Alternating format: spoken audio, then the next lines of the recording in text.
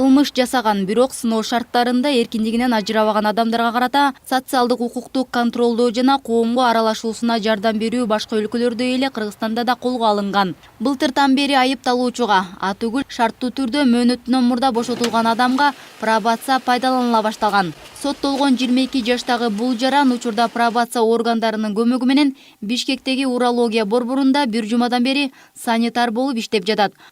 То, что ты видишь, испытываешь, это... Ооруканаларда айрым адамдар илдеттин айынан кыйналып жатса, кээ бир айыгып чыгууда.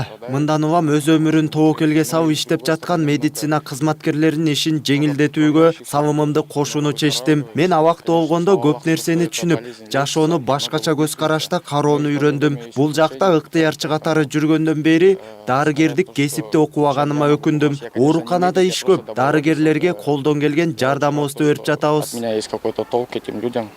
Пробациялык көзөмөл коркунуч келтирбеген. Анча оор эмес кылмыштар үчүн соттолгон адамга, башкача айтканда 5 жылга чейин эркиндигинен ажыратуу түрүндөгү жаза каралган жоруктарга дайындалышы мүмкүн. Ошол эле маалда соттолгондордун айрымдары ооруканадагы кислород баллондорун алмаштырууга жардам берүүдө. Мындан тышкары өз каалоосу менен ак халачандарга ысык тамак ташыгандар да жок эмес.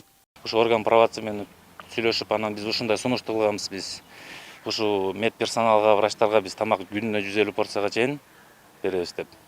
Ошо себеби бул деген бири-бирибизге жардам бериш керек ушундай кырдаалда. Ошондо уже биз кылып жүргөнбүз күнүнө тоже бир 20 чакты адамга обедин, анан ужинын жасап эметчикпиз. Юстиция министрлиги урология борборунун уюштуруу иштерине да көмөк көрсөтүүдө. Атап айтсак, кабыл алуу бөлүмүнө видео байкоо камералары орнотулуп, жуунуучу бөлмөлөр ремонттолгон.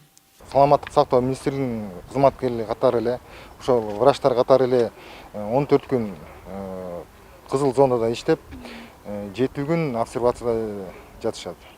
Бардык санитардык, тийиштүү санитардык кийимде менен камсыз болуп, ошондой эле кепилдик берилген аларга. Соттолгондорду түзөтүүдө жана жаңы кылмыштарды жасоонун алдын алуу боюнча пробация чаралары өзүнүн натыйжалуулугун көрсөтүүдө дешет адистер. Ушу тапта пробациянын көзөмөлүндө 4000ден ашык соттолуучу турат. Алар коомго пайда алып келчү түрдүү иштерге тартылып, социалдашуусуна көмөк берилип жатат. Мээрим Дүйшөнөлиева, Эмил Таалайбек уулу, Пирамида.